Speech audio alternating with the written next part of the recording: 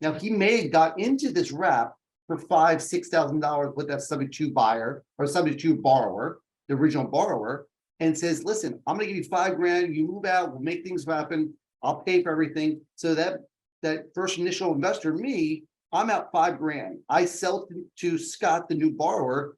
He gives me $25,000 down.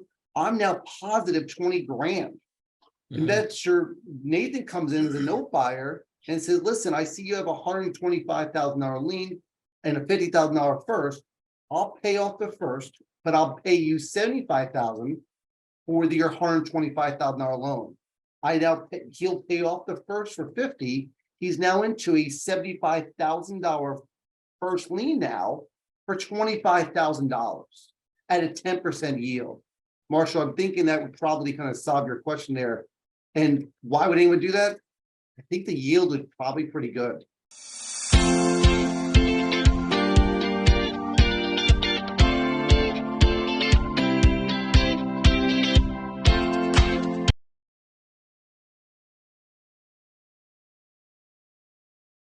Hey everybody, this is Dave Putz from JKP Holdings. Alongside me, as always, Mr. Nathan Turner.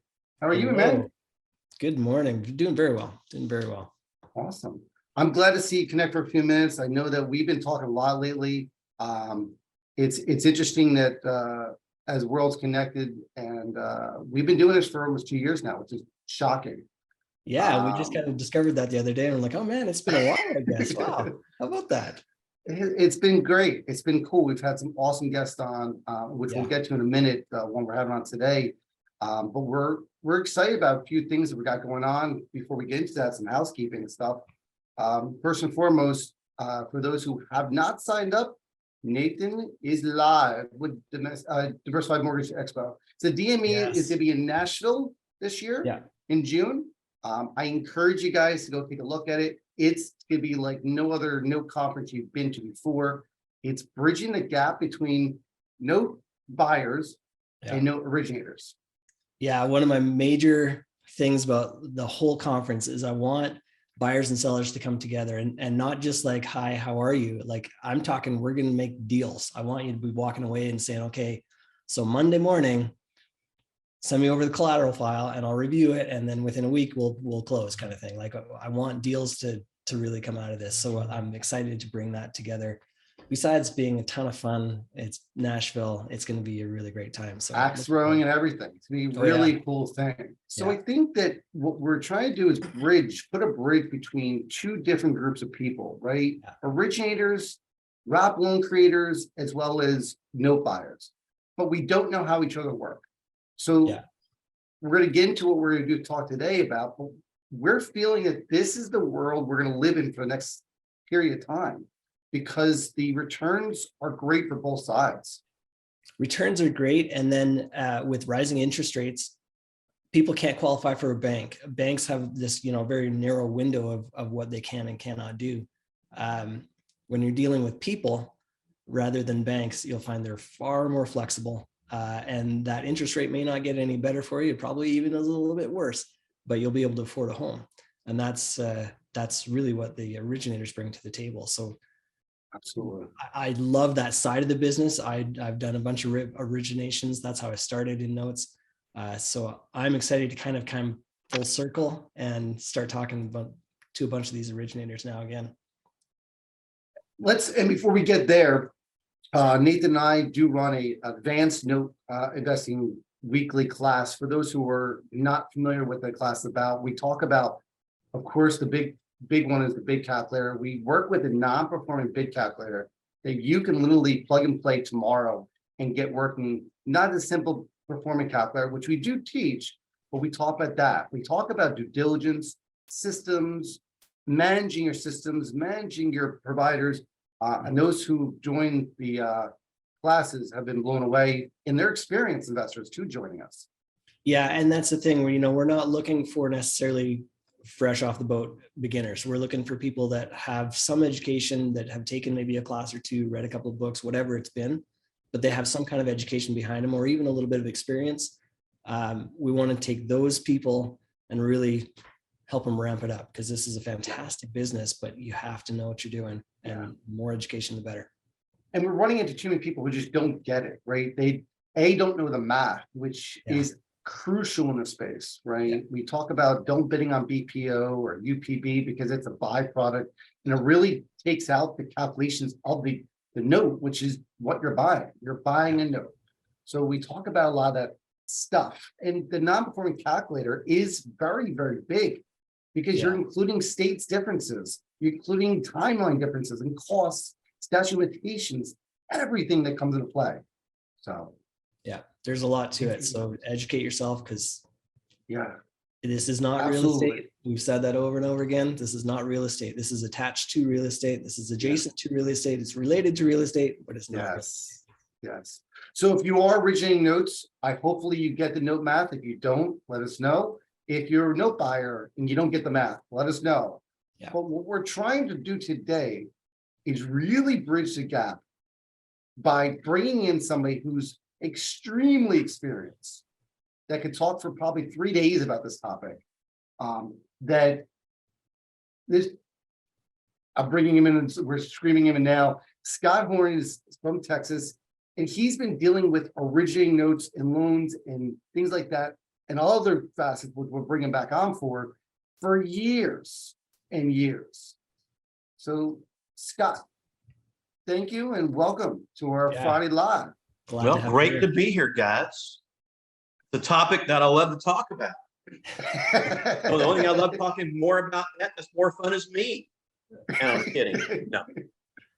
This is good. So we wanted to know, first of all, like where did you come from? How did you get into what you're doing now, and what's kind of been your progression? And you'd realize that's a 2-day conversation, right? Try to keep it to around 5 minutes or so. So real quick, I'm a civil engineer undergrad who went to law school because I graduated when I was 20 years old and I wasn't ready to grow up yet. Right. And went to law school, got my law degree with post practice law, got a job. And this goes back before y'all's time, probably to 1984, 85. And you may remember what happened then, which was probably a huge real estate crash that went on. So my one job I had lasted for a whole year, and I was in a real estate development company as an in-house counsel. And when you're thrown out in the street, what you don't realize when you're a young kid, no one's hiring in the middle of a major recession, at least not in my world, they weren't. And you've got to figure out what you want to do. And I could go through the litany of things on how I started learning things, from making creative offers on properties, just trying to figure something to do, to property management, which is really where I learned to do things. And when I teach classes here in the Texas marketplace, I often tell people, I went out and I put together 100 duplexes to buy at one time. Put together the money, everything that we call it a syndication when you marry it all together. And then they changed the tax laws then, just cratered everything in the market. And of course, that deal died. Well, most people would just walk away. And instead, I just called the banks who were foreclosing on this stuff, asked what they were going to do, and they needed help. And they hired me to be their property manager for these 100 duplexes. Of course, I had never managed anything in my entire life. Spent the next 3 weeks in the SMU Law Library trying to read up and learn how to do it. And back in those days, guys, we had to use this novel thing called a typewriter to type your own leases and all this kind of stuff. And when you do that, you'll learn it. It ingrains in your head. Mm-hmm. Anyway, one thing to the next, over the next many years in the commercial real estate world, trying to figure things out. What you don't realize back then when you're young, real estate doesn't move in a real estate crash and recession. You simply don't know what you don't know. And anyway, got involved, had a general contractor friend of mine who was in one of these duplexes who I had met. We decided to buy our first house. We got a private lender to do it, put it together, and sold it. That was the first deal we did. Down the road, I had a young man come in my office one day and asked me if I knew what equity was under FHA. We kind of hooked up and we started buying houses back in the late 1980s, early 1990s, using what is now known as hard money. Of course, back then it wasn't called hard money. Mm-hmm. And we were only doing 1 or 2 houses a year, and we were learning the business. And over time, we built and grew that, where we were actually, by about 1992, we were buying 20 plus houses a month and rehabbing. And when you're doing that, what you learn real quick is when you're buying 20 houses every month, they're all rehabs. You can't sell them for cash, the next month. That they take time. And by the time you do 2 or 3 months, you've got 60 houses in portfolio that are in some form of construction or marketing. And what you learn is you learn the creative finance game. And back then we were able to do things such as lease options, lease purchases, contract for deeds. And we found a mechanism to get our properties income producing. And we would generate mortgages that we would hold in escrow. And we learned the note game back then. Fun story is, I don't know if you know the name Ken D'Angelo or not. Mhm. Ken is the guy who started Home Investors, was here in Dallas. And so we were flipping houses back and forth with Ken, and we'd sit around and we'd just brainstorm on how to do things, how to make things happen, which is what we all try to do in our industry, right? As investors, how can we buy notes better, houses better, whatever it might be. And anyway, we would put together the system. We started selling notes, and we didn't even know we could sell notes back in those days. And they were wraparound loans. But of course, when our note buyers would buy them, they'd pay off the underlying debt. And we were selling the whole note at that time. And you create a different strategy. And we moved away from the retail world, almost 100% exclusive, into the creative finance world of either buying homes with cash or our bank financing, doing our wrap loans, seasoning, and selling them into the secondary marketplace.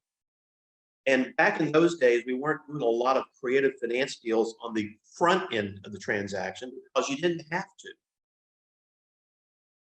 And over time, we became one of the largest providers of owner finance paper into the secondary marketplace.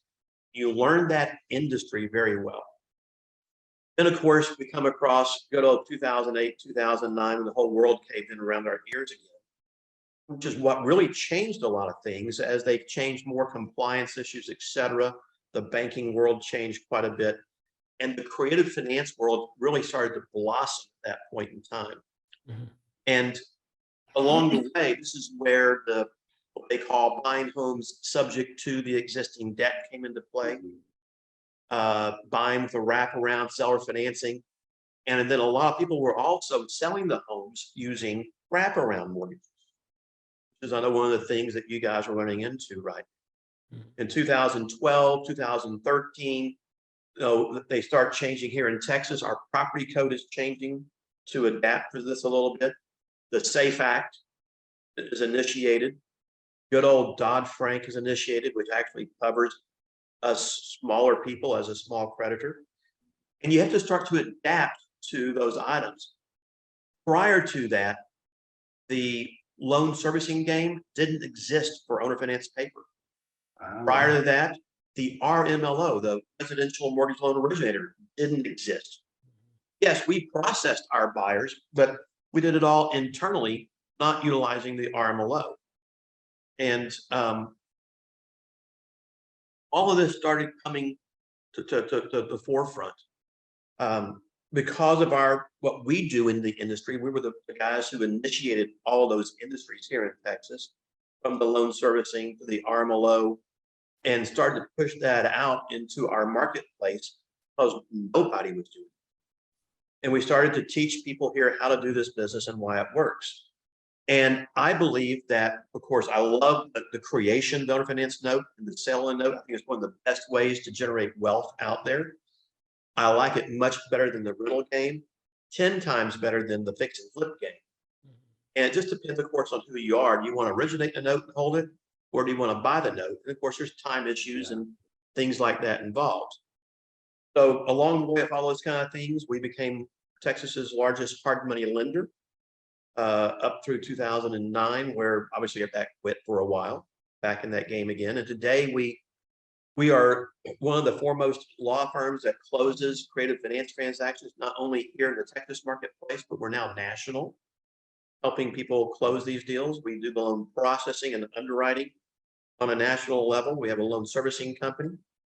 So we play the legal side, the title side nationally. We are in the origination game as well, the lending game. We're home builders here. So we kind of do everything that's vertically integrated within the scope of this residential real estate investment industry. And Wow. all that means, with all that stuff I just laid out, the some 7,700 houses or so that we have done to date, it just gives you a wide knowledge base of our industry and what's out there.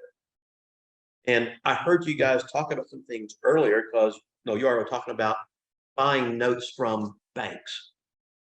Now, I don't know who those banking clients were, if they're traditional A+ type credit or not, that might be defaulted mortgages or those kind of things. Or I don't know if you're buying paper such as the investor paper, as I'll call it out there along the way.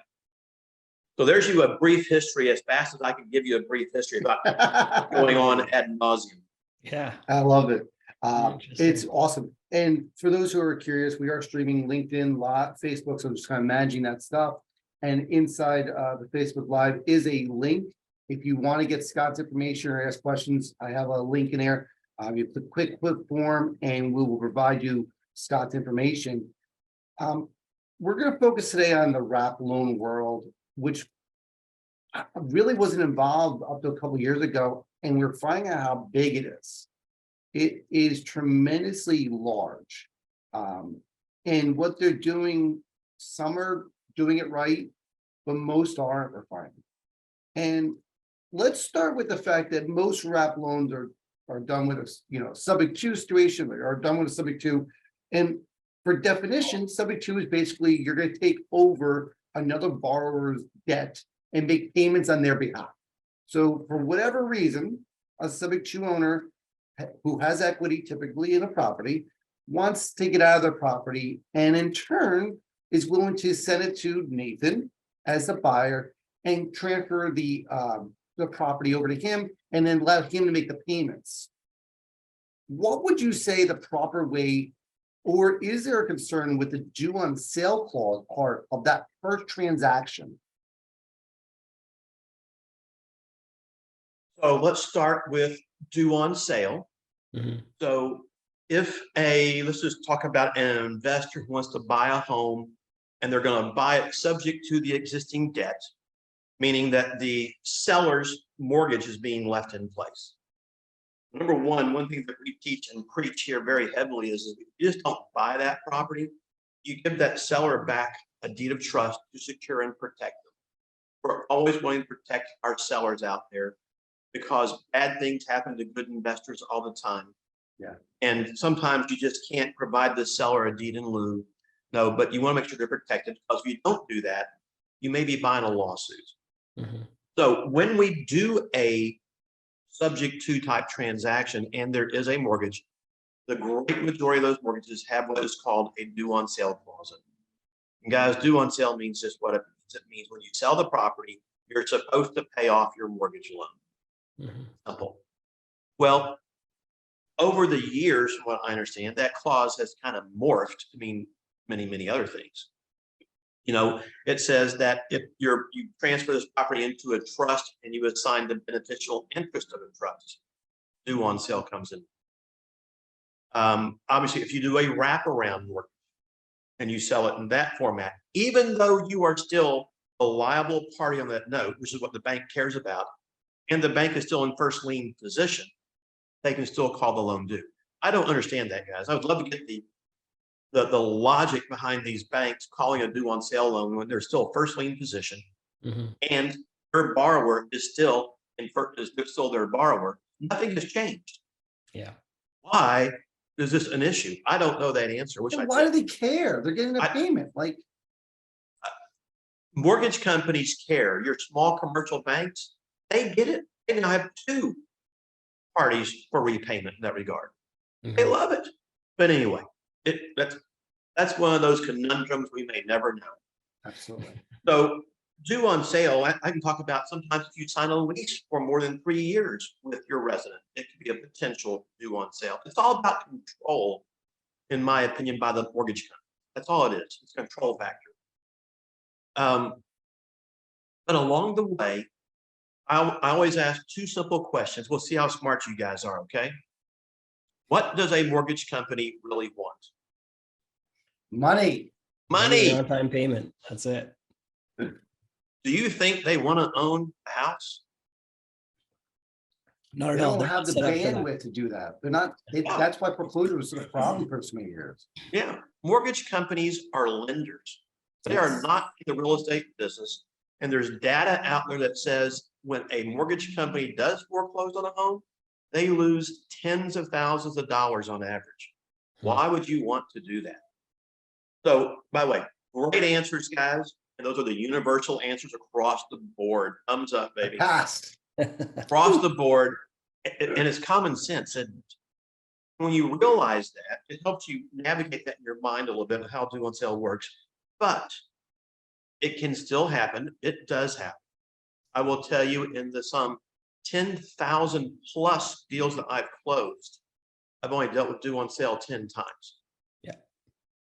But what we always have our clients understand is just because that might be my data, it doesn't mean the next time it's not going to happen.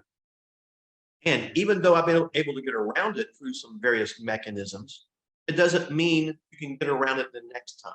So there's always a risk factor that has to be considered as you go into these kind of transactions. And what that's all about is disclosure, which is one of the most important things to do when we're doing deals like that. So due on sale is always an issue for consideration if the mortgage loan is being left in place, doing a wraparound mortgage and things of that nature, okay?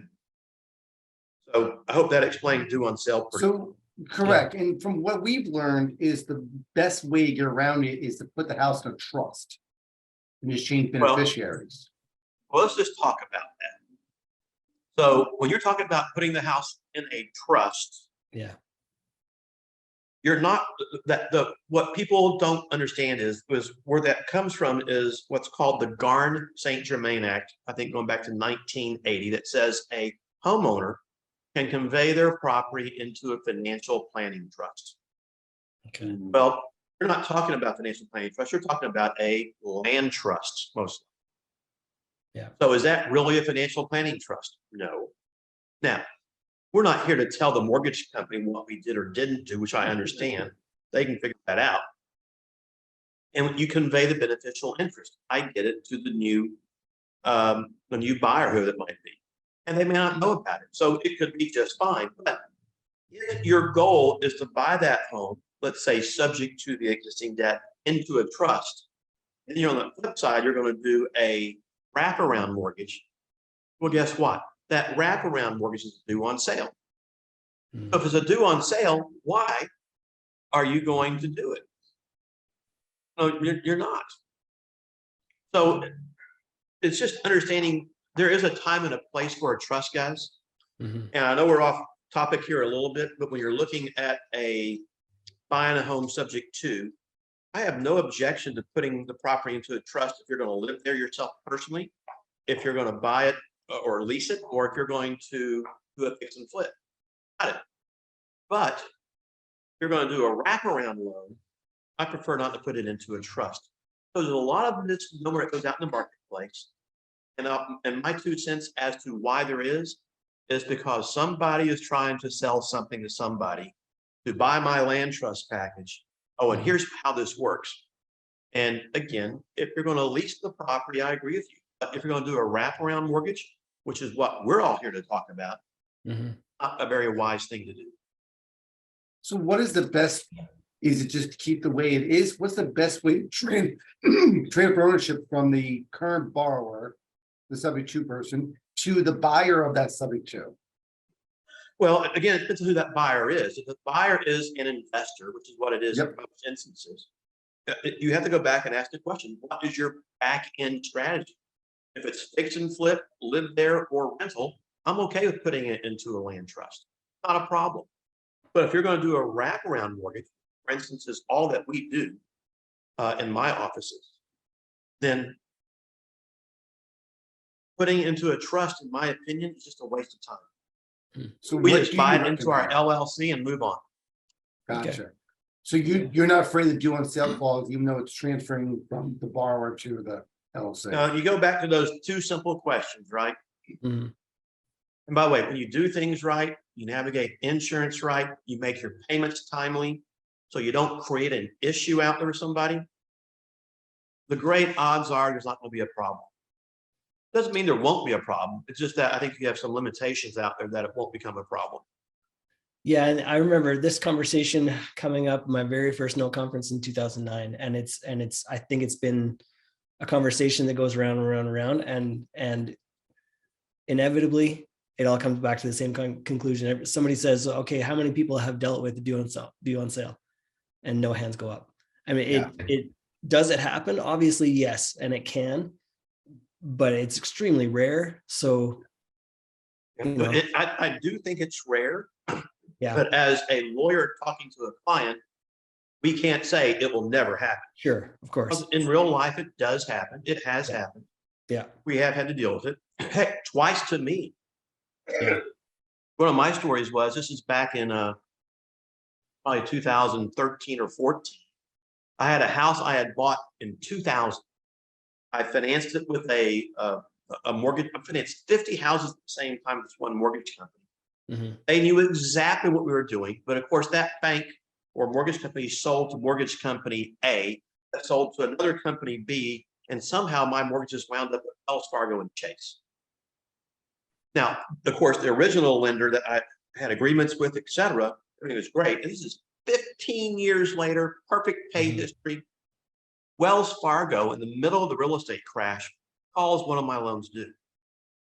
And I'm talking to this poor young real estate attorney going, what the heck? You only have how many hundreds of thousands of defaulted mortgages, and you're trying to call a fully performing loan due? Are you kidding? Anyway, I've never written my senator before. I was just that close to doing it though. And it doesn't make sense. That's how the common sense that doesn't exist out there sometimes in the mortgage world. Absolutely. So we have some questions coming in from our feeds. First was about, if a due on sale is triggered, what is the worst case scenario that you've gone through and how'd you resolve it? Well, there are some things I talk about on air, some things I don't. I'll just tell you that there are potential ways to navigate getting around that. It does involve putting the property into a trust eventually.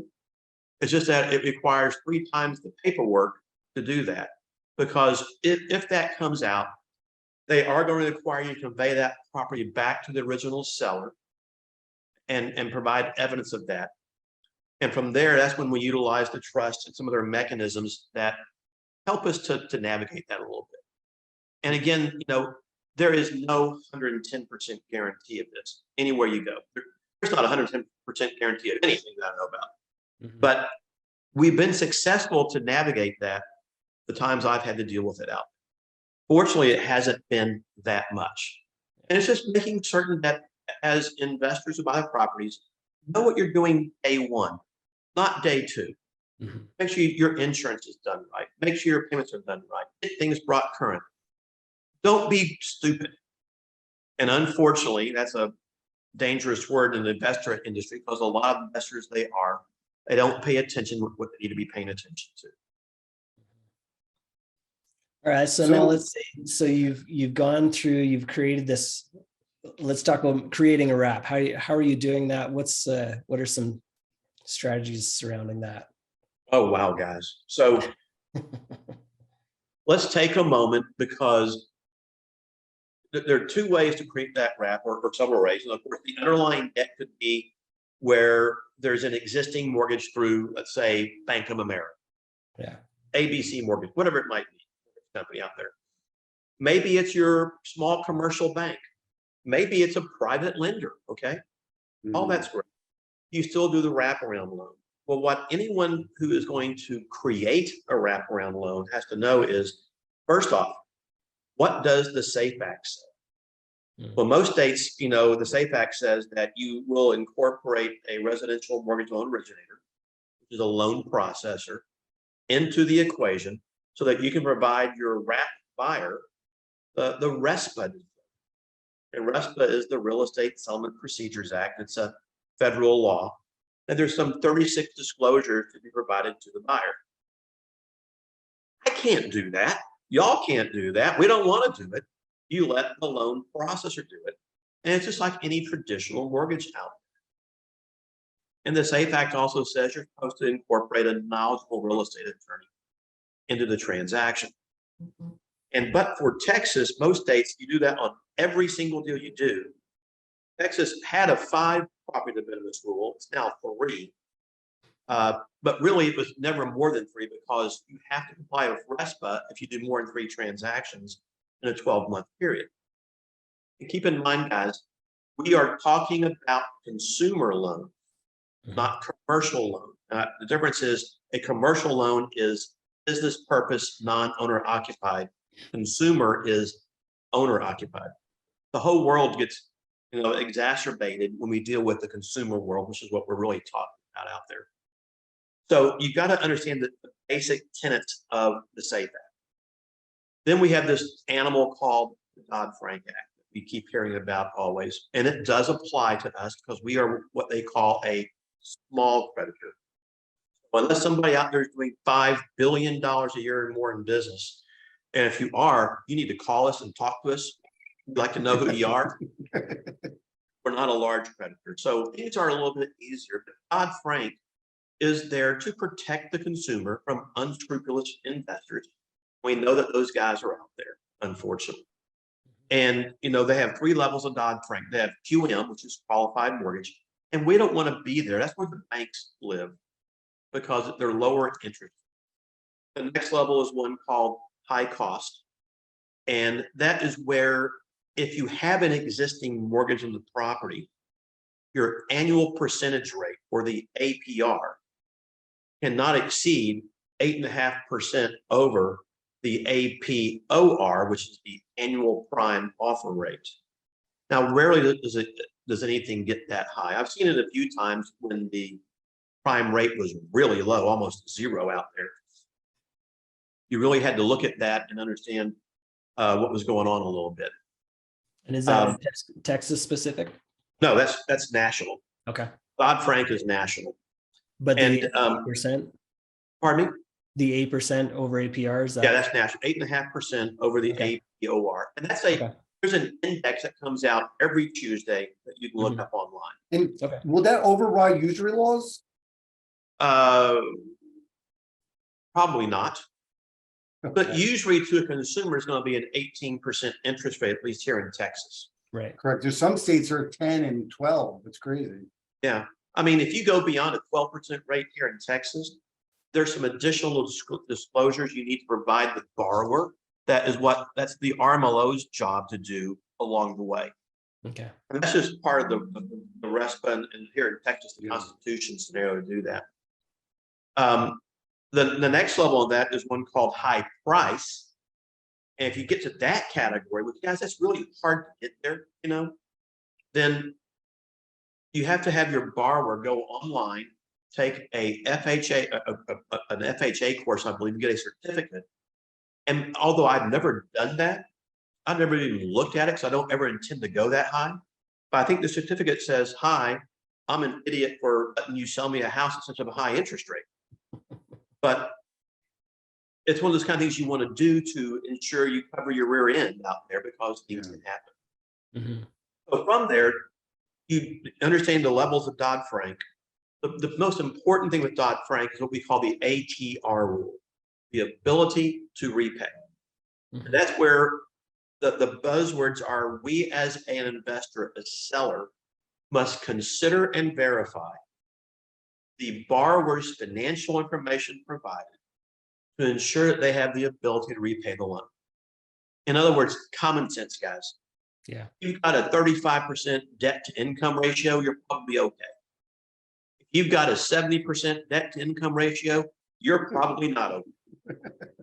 And I've seen this stuff before. Yes. And whatnot. So there's a common sense scenario we have to think about along the way. And it's not hard.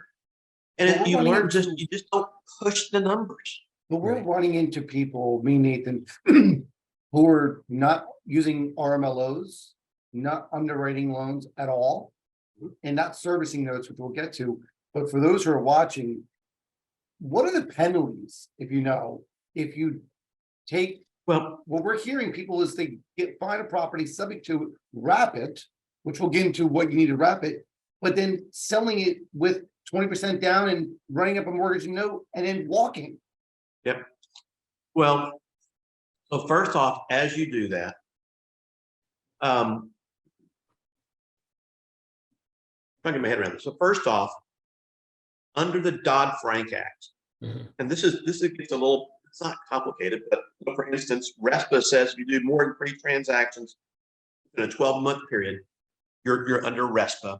You must provide these disclosures. SAFE Act says if you do 1, you must provide it. So forget that 3 rule, got to do it. But to be under Dodd-Frank, it says you have to do 5 or more transactions, more than 5 transactions in a 12-month period. Mhm. You do less than 5 and you originate the deal, are you okay under Dodd-Frank? The odds are you're probably not under Dodd-Frank. So you may not have to follow those rules per se. But by the way, you may not follow Dodd-Frank, but you're supposed to follow the SAFE Act. Okay. And so it's understanding those kind of things. We recommend and suggest it doesn't matter how many you do, follow these rules and regulations every time. It's how you protect yourself. It's how you protect yourself from yourself, Mhm. because we all move too fast sometimes. And I don't really know what the penalty is per se, other than the fact that if you go through a foreclosure, could this person come back and say, you knowingly, excuse me, sold me a property, you took my down payment knowing I couldn't afford this house. You did this knowing I was going to default. And so could that really happen? And you can hear that over in your head in front of a judge, right? And there are people out there that do that. I've never seen a lawsuit filed against an investor for something like that per se. But I don't know if that's out there or not. I've never seen that. But the key is just be smart. So Now, let me make let's another back comment up. also. Yeah. So you buy an investor sells a home to a home buyer. They get 20% down. The guy's moving the property. They're making their payments. Mhm. Years go by. How many years? I don't know. Here in Texas, we have a 4-year statute of limitations. There comes a point in time when you can't complain about a few things because you've been doing it for too long now. Sure. Also, the fact that they had money down is evidence that they had the ability to do a few things. They've been making their payments in a reasonable and timely fashion. I hope through a pay history of some sort that can be verified. And you roll from there. You know, one of the nice things is today when you use a loan servicer, you have an independent third-party company to help you verify the payments are being made. Sure. Just like if you're buying a loan from a mortgage company or a bank, they provide you a pay history, I'm sure, that is verifiable and it comes in from a legitimate company source. You know, here in my offices, we have our software that allows us to print out a pay history and we can demonstrate when they pay. Are they paying on time? Are they paying late? Are they paying more than 30 days late?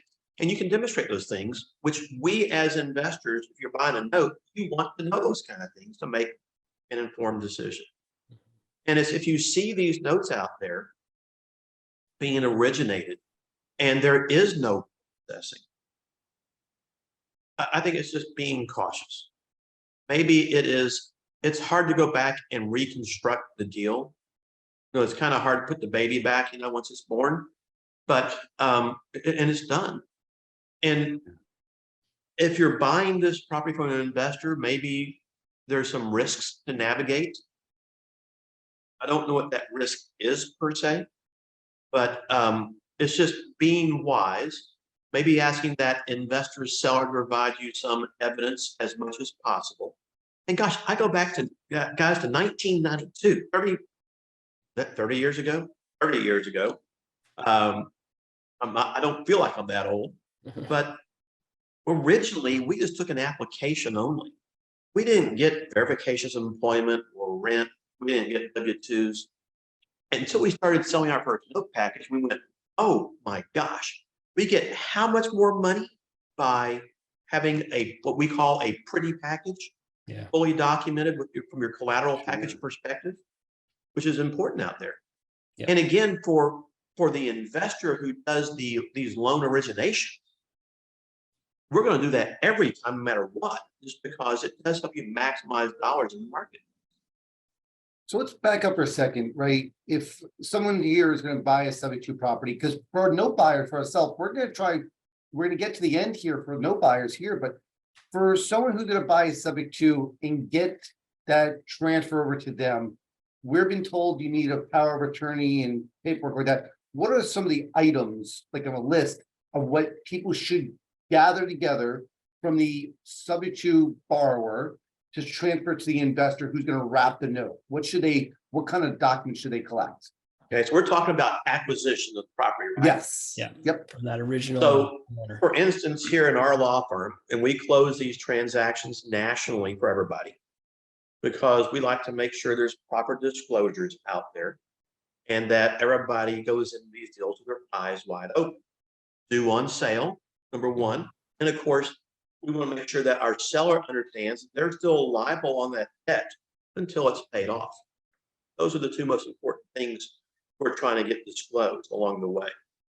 But if I'm buying a subject to property, I want a mortgage statement. And by the way, most sub-twos that we buy, or a lot that we buy, are in pre-foreclosure, meaning the mortgage statement that is being originated today isn't the same as it may have been 6 months ago pre-default. So I need to know what it is today and a pre-default. So I get all the terms of that loan balance, interest rate, things of that nature, PI payment, escrow payment. Is there mortgage insurance associated with the loan? Things of that nature. I want to get a copy of the note and deed of trust if possible. So what if your borrower doesn't have it? Well, your borrower can contact the mortgage company and they'll kindly email them a copy of the note and deed of trust. Sure.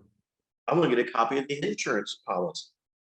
If the seller doesn't have it, have them call their agent or the mortgage company. There's one out there.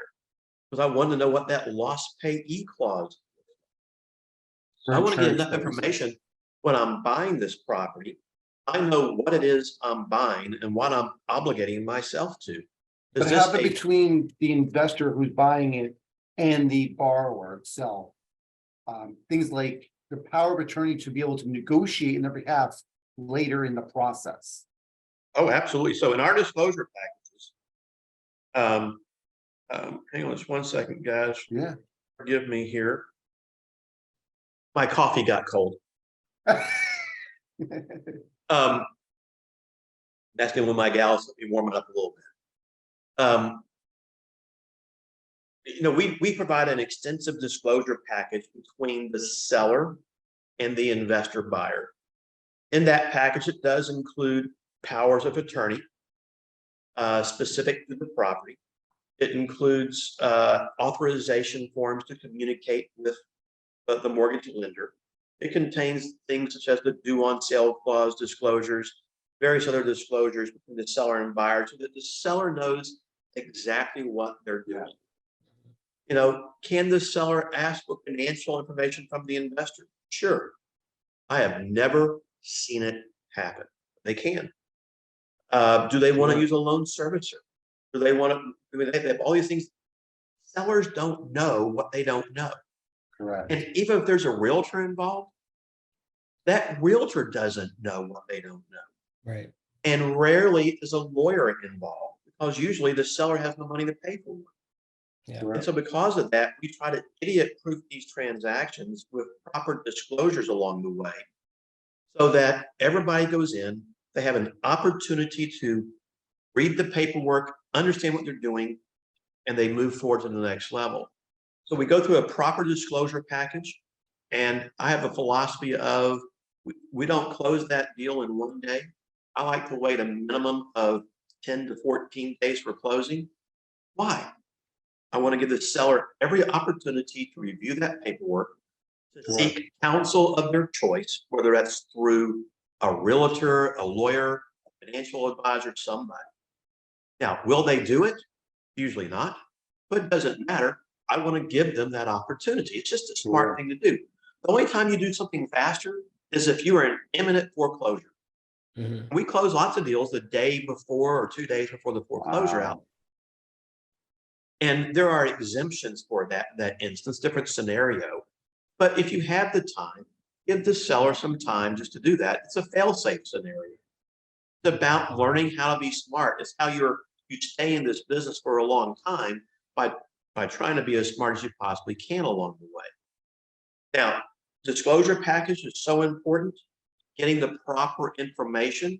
And if there is a law firm in, maybe this has already been accelerated for foreclosures, maybe we have to contend with that law firm and or the mortgage company or both in order to get a reinstatement type agreement from them. So we know what needs to be paid at the closing to bring this loan current. Gotcha. So you have to know those kind of things. Equally as important, if you're buying a sub-2 deal, you better know how to navigate insurance. Because if I'm getting a new insurance policy, or if I'm going to sell this home using a wraparound loan to my wrap buyer over here, and they're getting a new policy, that wrap buyer and the original seller need to be co-insured on that insurance policy, because if not, the lender, when they get that policy, will kick it out. So you have to learn how to navigate these things. Now, So go ahead. now I was gonna say, we're gonna shift gears here. I want to move towards, for the note buyers who are listening in, who are probably going, I don't understand any of this stuff, and I'm never gonna originate a note. So I want to shift gears to the point where we're gonna talk more for flip to the other side of things, and for the note buyer, who's gonna be subject to borrower, sell it to an investor. This investor then wraps that note, right? And then I come in and I'm going to buy that wrapped note. For those who may not understand this stuff, typically what happens is that original note may be a 2, 3, 4% note. I come in, I buy the note, I buy the subject to part of it. The borrower sends it to me. I now take over payments on that 3, 4%. I then sell that note at 9, 9.5, 10, whatever I'm selling it at, and I'm going to make payments to that first or pay off the first. Those two scenarios we'll get into in a second. Now, as a buyer, before we get into if we're going to pay off the first or not, how do I properly get that power of attorney transferred to me for, say, Nathan, who is the investor who purchased the subject to part of it? That's a hard thing to do. So I thought so. years ago here in Dallas, some of my buddies and I, in a meeting one day, kind of coined this term called sub-3. Now you got sub-2, now you got sub-3, which is the buying of the wrap note, but leaving the existing mortgage in place. And again, to me, this is all about disclosure, where although you don't have to disclose certain things at this level, it's a wise thing to do. You know, I want to make certain, first off, that the person who bought this, the wrap buyer, you know, was given proper disclosures along the way. And again, most And just pause it for a second. I want to make sure people understand what that means. They have to be notified that there is a first lien that's subject to part of it. They need to know that, because when they're buying it, they may think they're in first position and they pay off their loan. They need to know there's another lien there, because that lien can foreclose on that property. That is absolutely right. And here in Texas, by the way, guys, we have what is called the Texas Underlying Lien Disclosure Notice. And it is a mandatory 7 days prior to closing. And if you do not provide that, the damages are substantial. And I have spoken to people that have not given that disclosure, and I just go, oh my goodness, like must, you know, do, and by the way, I don't know who drafts their mortgage documents for them, but when you're doing a wraparound loan, you're supposed to have language in those documents that evidences the existence of the underlying mortgage, you know, in the deed and the note and deed of trust, etc. And if you're not doing that, that's a problem. And I'm not so sure how you go back and do it again as the other problem once it's already done. So you have this wrap mortgage that exists. Mhm. Hang on just half a second. Would you please? do me a Nathan, favor? just in the chat, I have a couple of the questions that are coming in too, so Yeah. this is one of the Um, questions that are gonna start drilling at you, I think. So, when we're gonna buy this wrap note, how can if I'm gonna buy the wrap note, I wanna make certain I get all the information about the underlying mortgage, just as if I'm buying the house originally. What is the note deed of trust? What was and by the way, when we do a subject to transaction, we're always going and trying to go online to the mortgage company, change the address. So once I've either bought the property or I brought the loan current, I start getting the mortgage statement so I can pay those appropriately. Mhm. Mhm. I should have access to a current mortgage statement. I want to make sure I see that. I want to know that that underlying debt is current payments. I want to know, is there an online account set up where I can get the password transferred to me? I can then navigate that account appropriately and change the address so that those are mailed to my attention now, so I can pay those. And by the way, if you should be using a loan servicer in these cases, and of course, as we're navigating the back end of this, I want to leave that loan servicer in place so things don't change. Yeah. I want it to be consistent on behalf of that mortgage company. I want the same servicing company to be sending that check every month, and I don't want to change that. But as the wrap note buyer, I want the information from the seller of this wrap note. Provide me this information. I want the underlying note, deed of trust, the insurance. I want that most current mortgage statement. I want that online password. I want all of the seller's original information they should have had in their contract and things of that nature that's out there. So for me, as a wrap note buyer, I'm a first position guy. I that's important to me. I always want to be in first position. So for me, in a wrap situation, I would want to, buy the note for whatever price, including paying off the underlying first, so that. Right. So let's use some numbers here to So make it by the way, easier for Nathan, when people. you do that, Yeah, all the things we're talking about go Uh-huh. away. Right. The issue there is that requires a lot more capital Right. because now you've got to buy the entire note or rebuying and pay off that underlying debt, Yeah. whatever it might be. Get it? Yeah. That's the easy part for the note buying business, I think. The only issue there is, and by the way, as to the origination of that mortgage, et cetera, all that stuff is gone because of the underlying debt, because you paid it off. It's Sure. a non-issue anymore.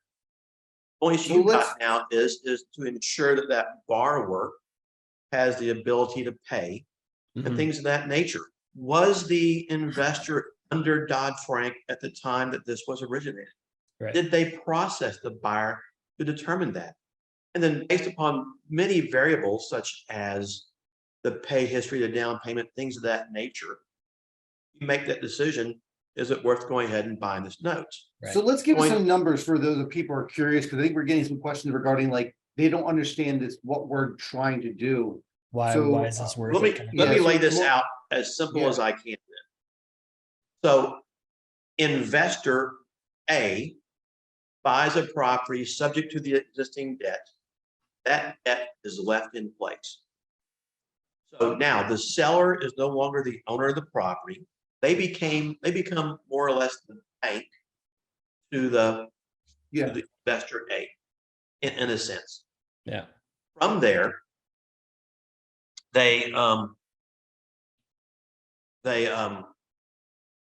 the property. They're navigating this loan. Maybe they brought this mortgage current because it was in default. Whatever that might look like out there along the way.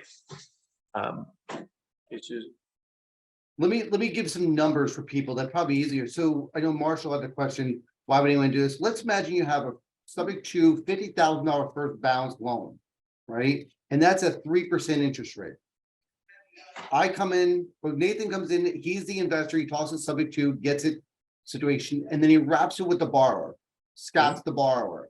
He wraps that loan for 150,000, gets $25,000 of down payment, right? Now that loan's $125,000 lien at say 10%. So he now has a $50,000 first balance at 3%. So he can continue paying that. And he has a loan for $125,000 at 10%. Now he may have got into this wrap for $5,000-$6,000 with that subject to buyer or subject to borrower, the original borrower, and says, listen, I'm gonna give you $5,000, you move out, we'll make things happen, I'll pay for everything. So that first initial investor, me, I'm out $5,000. I sell to Scott, the new borrower. He gives me $25,000 down. I'm now positive $20,000. Investor Nathan comes in as a note buyer and says, listen, I see you have a $125,000 lien and a $50,000 first. I'll pay off the first, but I'll pay you $75,000 for your $125,000 loan. He'll pay off the first for $50,000. He's now into a $75,000 first lien now for $25,000 at a 10% yield. Marshall, I'm thinking that would probably kind of solve your question there. And why would anyone do that? I think the yield is probably pretty good. Killer deal. Yeah. So the reason you do, when you buy a mortgage and you pay all cash for that mortgage, then you're buying the face rate of that mortgage. And if you're buying it at a discount, do the math of what your yield is on that mortgage. 9%, 12%, 16%, whatever it might be, okay? Mhm. But in order to accomplish those higher yields, you're typically buying it for a discount, and you need a note seller to be willing to sell that to you at a discount. That's the easy math you described, and it doesn't matter how that loan was bought and then sold. Now, the question becomes, the investor buys this home subject to the debt, as you said, it has a 3% interest rate on it. Mhm. It's at this, let's say the loan balance is $70,000. And investor A, who bought that home subject to, sold it for 150. I sold it. I'm investor A. I'm gonna sell it to Scott, who's the buyer. He's a new borrower. We're using the original number, $50,000 first. I buy it. I get into that property for $5,000-$6,000 for that subject to with the borrower. Or I 10 sell or it to 15. Scott. Okay. For the property maybe worth $150,000, $130,000. I'm gonna sell it to Scott, my new borrower, for $150,000. And I take 10, 12, 20% down on that loan. And then Nathan comes in as the note buyer, the wrap buyer, and he's gonna pay off the first or keep the first and keep making payments to that first. But the problem we're running into is that power of attorney from the original borrower, right, has to transfer from me, who bought the subject to, right, to Nathan. Now he needs a power of attorney from the original borrower of the subject to part to be able to act on behalf of that borrower to deal with that first lien asset. Would that be accurate? That is accurate. The problem, of course, is how do you get it? And the great odds are you're not going to get it. Gotcha. That's number one.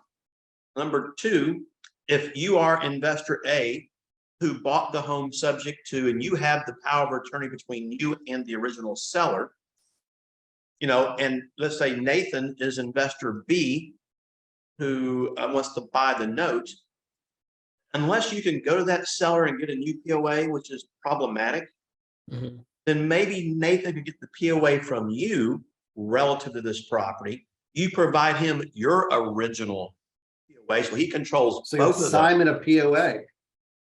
more or less, but I'm not sure how else you can do that.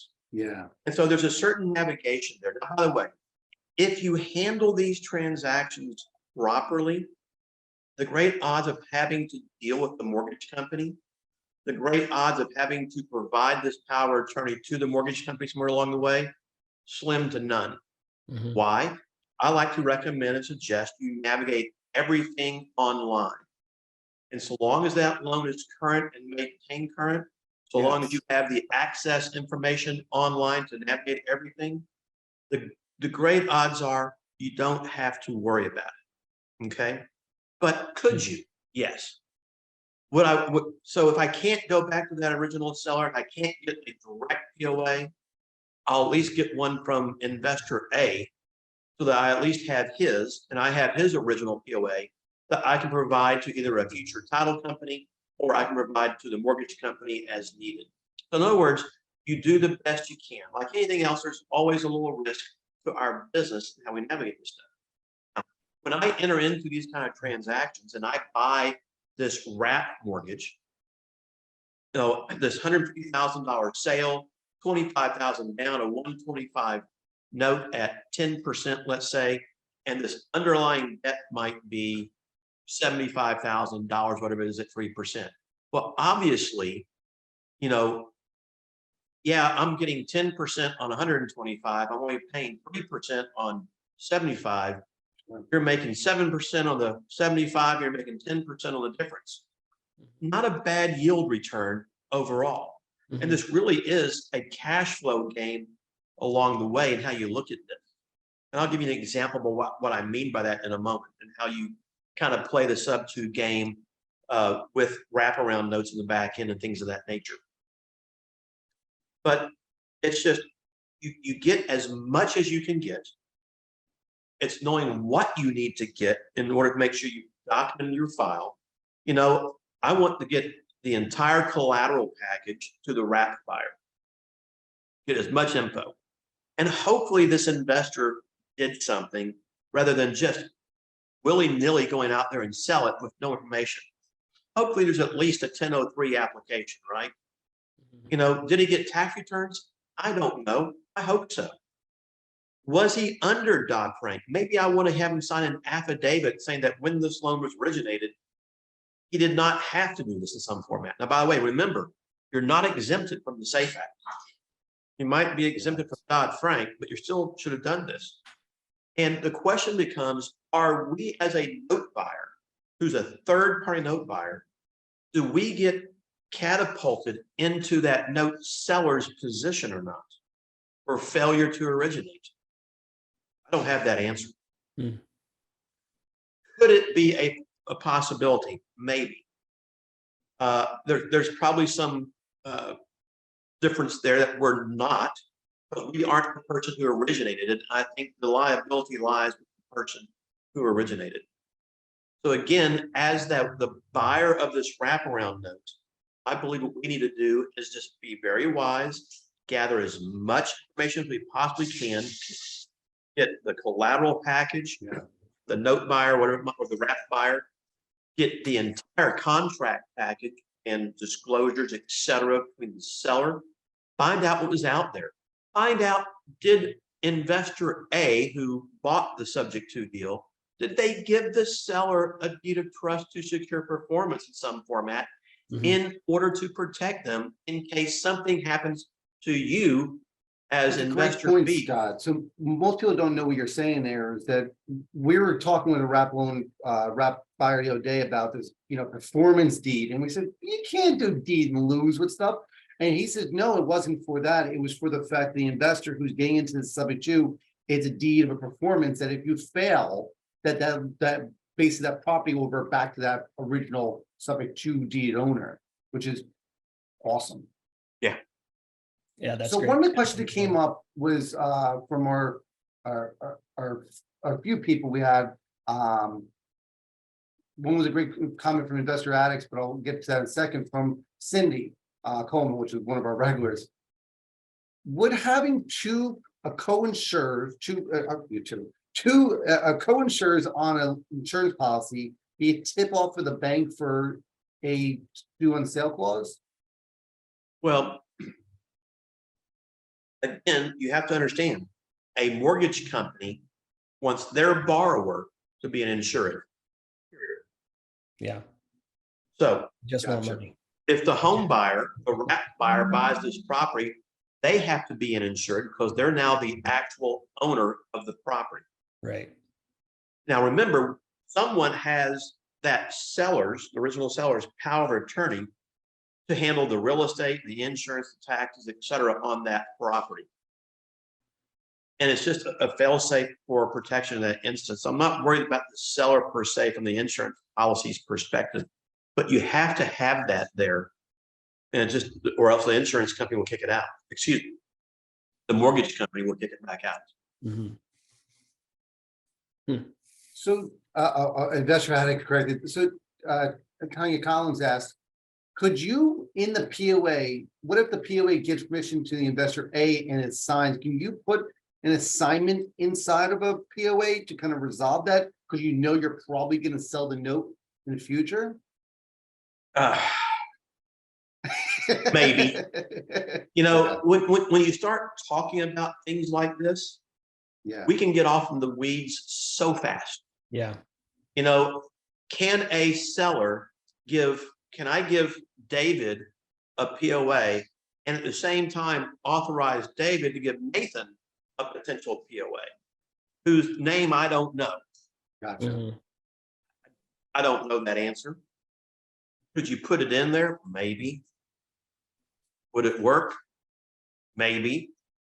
But I think if David gave a POA to Nathan and Nathan has both of those original POAs, Mhm.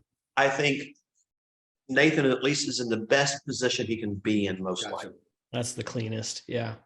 And again, So for if you're going this to is- do a deal like this, and guys, this is truly a cash flow business, okay? Yep. Yeah. Sometimes it is a legitimate equity business that we all look for. Oftentimes it's a cash flow business as well because you're able to capture great interest rates along the way. But the key to preventing the negativity that can come out of this. So when you go into it, you got to realize what's the worst things that could happen and be prepared to handle that, okay? Mhm. If something was to come up, am I prepared to pay off that debt? One way or the other. Sell my note, pay it off with cash, finance it at a bank, whatever it might be. You know, cover your rear and make sure you've got the ability to do that. Yeah. That's not the hard thing to do. You're always looking at playing devil's advocate so that if the worst does happen, you're able to do it. That's what keeps your noses clean out there. If you can't do that and don't know how to play the game well enough, you may not want to do the game then. Right. And I'll give you an example of that too. But the other thing is besides understanding those things and knowing what your exit strategy is be prepared to make your payments. What if your borrower, your note, the wrap buyer defaults? What if they file bankruptcy? Real life things happen, right? Mhm. You have to continue making that payment regardless. And that's where a lot of people in the investment community go south. Yeah. Well, my buyer didn't pay me, I'm not going to pay the mortgage company. If you're not willing to play that game, don't play the game at all. Mhm. You know, we get so if our buyer defaults, by the way, my default rate, guys, for the last since 08, 09, under 1%. Wow. wow. I wish it was a lot higher because I've got tens and tens and tens of millions sitting out there in equity I'd love to capture. It just doesn't happen. So Let me It's ask you the situation that I was talking about, where if I bought that wrap and I would want to pay off the first, does that work? Is that a viable yeah, solution? Yeah. Okay. absolutely. You know, some examples real quick. You know, a negative example. I'll give you Yeah. a positive one. So have a house here in the DFW area where seller sold the house to an investor Mhm. using David's land trust. Great. They leased the house. Well, the problem is when they did this transaction, the lawyer who closed the property gave the seller no protection at all. There's no vendor's lien the deed. There's no deed of trust. There's no nothing. Okay. So investor A assigned the note to investor B. And of course, no one told the seller who investor B was. No notification, nothing. And we see that often. Yeah. They just do it. I made a quick assignment fee, move on. That's what they think. They don't think about the worst case. Well, what's investor B done now? They haven't made payments. The tenants moved out. There's $15,000, $20,000 of work to get this house back to market value, and the house is going to foreclosure. And the seller can't get the house back to protect herself without filing a lawsuit. Mhm. And why is investor B not paying? I don't know. If you're not Yeah. willing to play the game the right way, don't play it. Those are the guys that give good guys like y'all bad names. We don't want that. We want these So- guys out of the business. I just posted in the stream our financial calculator for those. I was running some numbers just to give some idea for people. Let's say that there was $100,000 first balance when borrower A was getting into the asset, and it was $100,000 note at 3.5%. They bought it 5, 6, 7 years ago, whatever it was, and it was at 3.5%. Their P&I is 330. It's a 30-year mortgage. 336.78. I then buy the subject to. I then sell it to Scott, the borrower 2, at a 9.9%, which equates to $1,087 a month payment. And we're looking at almost $700 in profit between those two numbers. So could you hold that and pay $336 a month and be basically capping $700 a month payment? Absolutely. Yep. But what we're saying here is to deal with all the issues of POA and deal with the first borrower and that worrisome, it's much easier to go say, forget it.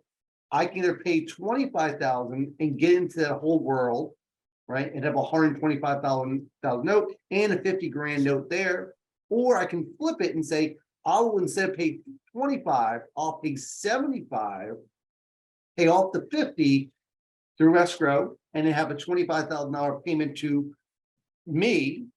And now his loan, there's no $50,000 balance. He's now into a situation where he's buying basically a $75,000 first lien for $25,000, and then he's getting $1,087 a month.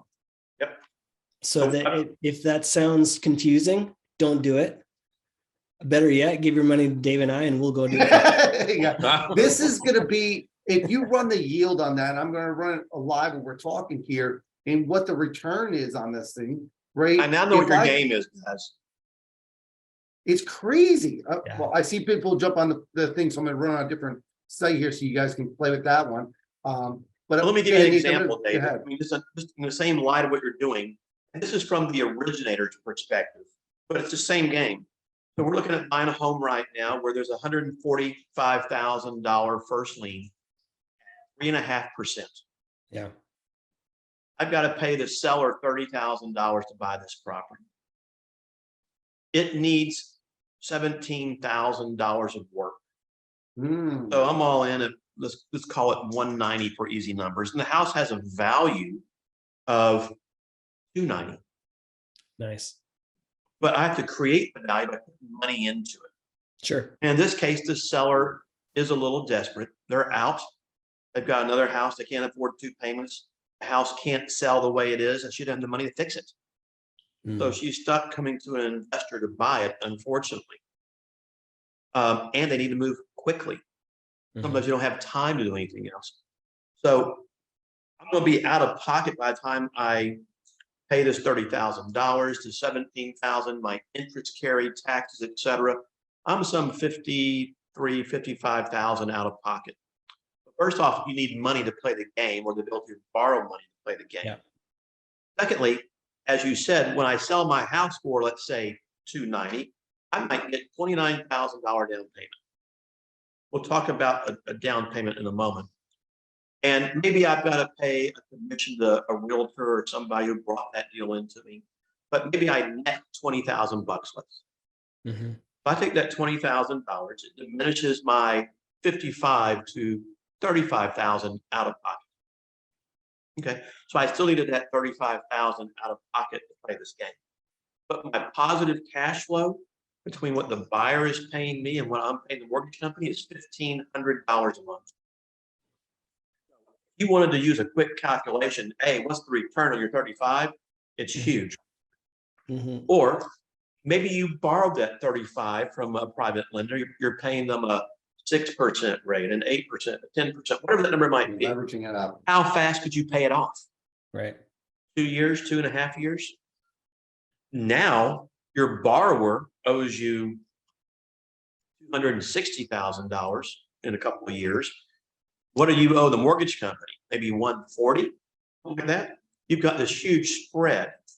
So then the wrap buyer, the investor who wants to buy that wrap loan comes in, and you've got this huge equity spread that you negotiate with your investor. pay them $25,000 in order to get this wrap loan, whatever it might be. Now you capture this $1,500 a month positive cash flow for the $25,000 cash. Maybe you had to pay them $35,000. Maybe you got to pay them $50,000 for it. It's still an awesome return. I'm just sitting here running the numbers real quick with my handy dandy. Yeah, while you're doing those numbers, I figured out that Nathan bought my deal. He's getting a 17.28% return on that money right there. Yep, mine's a 36% return, by the way, what I just There you did. go. Yeah. Yeah. And I look at And that I'm and I gonna go, Yeah, Yeah. I'm gonna ask anyone out there in note space, who's getting 17s and 30s right now? Believe me, when we first got started, Underperformers. 30s and 40s were all over the place. They were great. But you tell me where you're gonna get your 20s and 30s on a regular basis, besides buying these wraps. So I know On a we've kind of performing note. long-winded to get here, but Yeah. this should start opening windows for note buyers as well as wrap buyers, people buying wrap or be creating wraps that you can speak to us, me, Nathan, no one else will buy these, right? And sell it to us. We'll pay you really good money for your note. And I promise you it's Cash a you win-win out. for you. Cash you out, Yes. you go do it again. Let's Yeah. be friends. And you guys, can buy let me 3 make a more. let me make a mention of this. So this is a learned system Mhm. that you have to understand. You have to understand the acquisition mechanisms, how you do it the right way. You have to understand, how do you do a wraparound mortgage the right way? What are the influences out there? By the way, like here in Texas, yes, we have the SAFE Act and Dodd-Frank, these things that we have to comply with, right? But we have our Texas Property Code, which is a little bit more strenuous than they are in other states. Hmm. We have 2 different documents that must mandatory to be provided to the buyer, a minimum of 7 days in advance of closing. And if you don't close in a law office or a title company, it's void. Not voidable, it's void. Hmm. That's pretty heavy. If you don't provide these disclosures properly, they can ask for their money back at any time. 5 years from now, they can ask for it back, and you may have to pay back everything. Down payment, all monthly payments, PITI, etc. They Wow. put some serious teeth in it. So you have to understand that these things are out there. Now, we get it very well here. This is what we do, and we're on top of this, and we follow it. And then they have this new wrap mortgage lending law says if you do more than 3 transactions in 12 months, you have to be a licensed RMLO, and your company has to be registered with the state of Texas with the Savings and Loan Administration. Now, we comply with all that, and we have ways to get around it here in the Texas marketplace. Now, I really doubt any other state has that out there. We have it because we're one of the biggest states for this, because of our borders with Mexico and things of that nature create the situation. But if you're going to play that game in the Texas marketplace, you need to know this so you can ask the right questions up front in advance. And of course, Gil, just real quick, Gil, we're not sure we understand your question, so I apologize. Nathan, do you understand Gil's question at all? I don't, sorry. Okay, so if you can reword it, whatever, I know we'll be finishing it pretty soon. This will be recorded, to be on YouTube and Facebook and linked to everything else. So feel free to check it out. We'll also have a podcast as well, which will be all audio. I'm not sure if we fully understand your question there, so. So Yeah. I'm hoping that everybody in your world, Scott, everybody that you're connected with is getting the vision of what is possible when they sell that note. yeah, Yes. And this is the group we want to come to DME. Come meet Yes. us. We're dying to buy your stuff. Yes. So come Well, and this meet is us. So an if you're awesome- originating and creating wraps, but it's DME is not expensive to go to. The hotel rooms for $200 a night. It's one of the cheapest place you can go to. Come. Get down to Come, DME in come. June, and check out, because you're going to meet people like Nathan and I who are going, we'll buy it for you, and you're going to get a killer return because you can go do this multiple times. Yeah. And we'll keep funding it over and over again. Come meet us. now this is an awesome business. Yeah. Yeah, We want people to learn how to do it the right way. absolutely. Yes. We want, if you're the originator of this paper, please learn how to do it right. Yes. Don't be just haphazard and go out and do it. Understand there are consequences that can happen. Take the time and get yourself educated properly. Next, I understand that in the marketplace, people aren't like me. They're not the rehab. I love rehab. Maybe you're just a note buyer that you don't have the time or the ability to do it. You want to buy the note, you're happy making a lower return. Got it. But you still have to learn the basics of the business, have resources for doing it, and realize what can be done out there. And it's a lot of fun. And I don't know where else you invest your money to get the returns and yields that we get out there. It's just not available. And it's not and I'm not putting my money in the stock market and watch that thing up and down 47 times a day. No way. You know, it may not be and I'm not doing multifamily. There's a whole other world for that out there. Yeah. People think it's just the best thing. Guys, what we're talking about today to me is awesome. It's been a business that is for the 30 plus years I've been in business. It's never gone away. Yeah. Interest rates rise and fall. I get it. Right now, you know, your banking rates are horrible from where they were 10 years ago, from where they were a year ago. They've gone up 30%, you know, or more. Right. And it makes changes.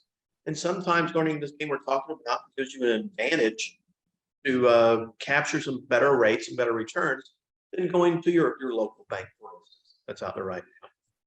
But there's a knowledge base that we want, you know, everybody to learn, because again, knowledge is power in our business. Yeah. So then given our current climate, This is our final question, everyone. economy, Your current climate. Now, are you talking Canadian climate or are you talking the Texas? I'm talking Texas. Real American estate. climate. Talking real estate climate, like we're seeing rising interest rates. It dipped down a little bit. It's going back up. Inflation, all these things. It sounds like a perfect storm for seller finance, creative finance people. Is that accurate? I think it is 110% accurate. Yeah. My offices, we are both a cash buyer, we are a terms buyer. But as you know, our banking rates have been increasing. It doesn't mean you don't still buy a good deal for cash when it comes across the table. But we are turning our focus more to the creative finance side because it's the smart thing to do. Yeah. Fascinating. So what I'm hearing is there's tons of opportunity for the note buyers and the creative note sellers to get together and come together and We're gonna get married. Come on. bunch of money. Yeah, we can do a lot of really great deals. It's been awesome. a while. Scott, it's been a really pleasure to have you on here. Having an attorney on here for some people is overwhelming, right? Some of you are scared of attorneys, which I was one of them when I first got started. But you're there to keep us safe, keep us protected, keep us out of jail, right? So I encourage those people. We have I have a link inside the chat that you can go to, click a button. You get an automatic email with Scott's information. Reach out to Scott's team over there. They're great. He'll answer a lot of your questions if you need to and get into stuff. If you're creating wraps and stuff like that, please do it right, because if you don't do it right, we can't buy it. Right. Easy, plain, simple, and you can get yourself in more trouble. And guys, if I may, with your permission, just make a few comments. So Sure. we have a company here in Texas. It's called the Owner Finance Network.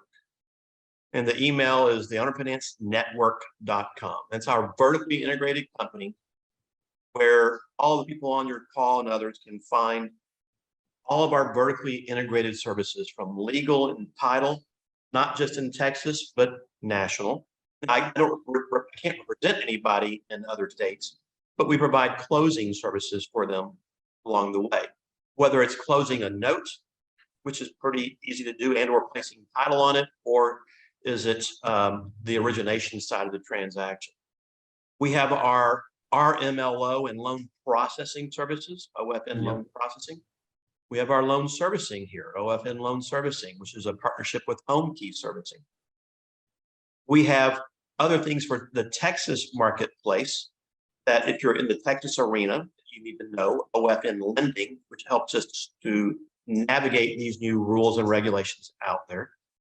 And of course, we just announced OFN National Escrow Services, our new entity, which is for the escrow services to handle these kind of transactions on a national basis, just because we find there's such a void out there in this world of attorneys or other people who have a knowledge of this business out Mhm. So if anybody has an interest, they can come check us out there. They'll find all of our contact info and those kind of items. Sure. And the whole And if goal you is send an email to, if you fill out the form, we'll send you directly all the information he's sharing with you now. So it's easy, plain and simple. You'll get the information emailed to you and it'll be in your inbox. And again, all we want to do is be a service to our community. Yeah. This is a great business. We don't want it to go away. We don't want the government to come in and put more rules and regulations against us. And there is even a national owner finance company that has a presence in Washington. That is headed up by Eddie Speed and I think Glenn Lee out of Houston headed up. And they're out there fighting for us to make sure that Washington can come in and change the rules nationally as well, and that we can maintain doing this business all the way through. That would probably be the same group with John Heyer and It is. who else is on there? Yeah. Jeff Watson. Yeah. Oh, yeah. Good guys. All the same, Good guys. all good people. We know all those guys. Yeah, really. But anyway, small community, as y'all say, we are tight knit out there, Mhm. but it's an awesome business and y'all just keep maintaining it and let's help everybody do it right. Help them Yeah. make some more money too. Absolutely. Yeah. Absolutely. Well, I It's been pleasure. great. Thank you, Scott. It's been awesome to have you on here. It's amazing that people don't know about this stuff. I was one of them. But it's good to see the fact that we can have a conversation and bridge the connection between you guys and us, or rich self-originators as well as note buyers, because business 2023 will depend on it. And it'll be really awesome. So, Scott, I appreciate you jumping on with us and spend some time with us. And Look for forward those to who are doing it looking- next time and you Yes, guys real we'll be soon. I talking hope. wrap loans for a while now, so I appreciate it. Thank Awesome. you. Thank you. Nathan, stay warm in Canada, Bubba. It's cold. Absolutely. Bye, guys.